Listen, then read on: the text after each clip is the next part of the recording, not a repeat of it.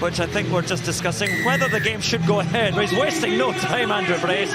Says, look, just get it underway. So I look forward to watching this with you. I think that we've applied a fair amount of pressure playing the rugby that we want to play. We're getting some speed of ball. A couple of little errors at knock-ons and stuff, just take the pressure off. But other than that, we've had a reasonably good start and we lead on the scoreboard. I'm glad it's not only me that can't see the far side. Thank you, Danny. And there we go. That's what we're talking about, the Josh Mackay strength. He looks a bit like Hamish Watson. He can do the damage like him as well, but he's playing at full back. He's just receiving a bit of treatment at the moment, but have a look at that. You all right? That was Henry Slade feeling that. He's felt a couple of hits in attack and defence, Henry Slade. It's that last-minute step that's so difficult to deal. Richie Gray play. I think he's so many years lost through injury since he burst in the scene as a 20-year-old giant. He was so dynamic in his early days for Scotland. And George Turner suddenly breaks free, and Turner taken down by a Flaherty, can't quite get there. Glasgow trying to get that ball out. Exeter shutting it down, but coming back for a penalty to Glasgow. Well, into the final seconds, and here is Turner. He's got some pace. He's a dynamic hooker, taking his chance really without, for Scotland as well. Fraser Brown, Stuart McInally injured, and suddenly George Turner for club and for country. He's a try-scoring hooker. Is that advantage still there for Glasgow? Good smothering tackle by Johnny Hill. Going through to Peloto, making ground and finding support from Mackay. Josh Mackay into the Exeter 22. The ball's still there for Glasgow. Down the blind side they go. But then gives it on to Josh Mackay. Glasgow in the charge again. Turner just almost through again, but he just stumbled as he went through. Glasgow with the advantage though, because Sam Nixon was off his feet. So Glasgow have another penalty. The other thing, I wonder whether Glasgow have talked about that pick and go through the middle of the breakdown, because Exeter are putting bodies into trying to slow it down. Not for me, Nige. And then Yindle. Away now! Away now! And up to within about 10 metres. So is this the opportunity?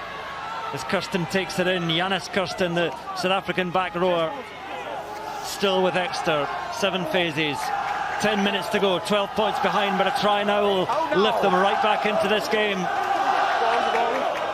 Defiant defensive cries of Glasgow around Scotstoun. 5 metres out though. Just slows for a moment. Glasgow set their defence and try to smother the attack one more time. But the forwards for Exeter are doing what they have done over so many years. Have they still got that power, that control, that drive to the line? Schickling, the replacement tight head, is in there. Up to the line, not quite over. 12 phases. And Exeter, patient, waiting, driving for that line. Held up again. Try, says the referee. First try of the game.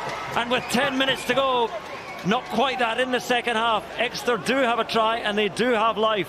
Rob Baxter was talking about before, being accurate and getting into this red zone by carrying the ball. Really good flow to their play, and they come away with a huge 7 points. And the next score now crucial. You can see Glasgow walking back. 2 pools of 12, 8 teams go through to the knockout stages. I mean, those are the rules as they stand at the moment. Exeter just beginning to squeeze on there in the scrum, but Dempsey comes away. He's such a pacey number 8, and Glasgow have the advantage. So again, just a hoof for Ali Price. A hopeful hoof. Knew the penalty was there.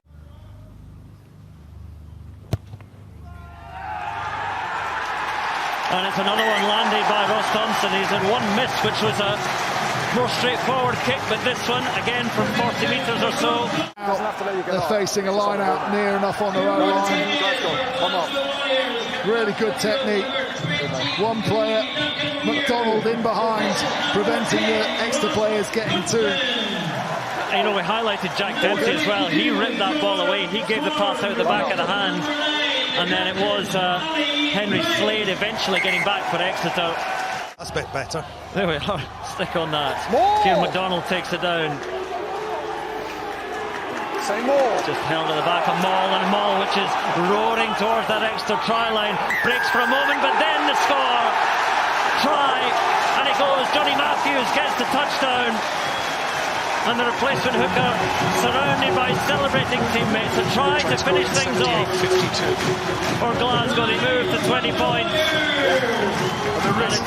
Just the pass over the top of bodies that are already bound onto you. That ball has to be transferred through those bodies. But once they get into a set position, there was only going to be one result, wasn't it, in this place?